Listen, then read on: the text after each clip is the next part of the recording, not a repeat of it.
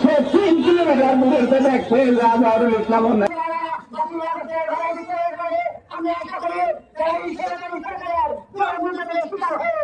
আমাদের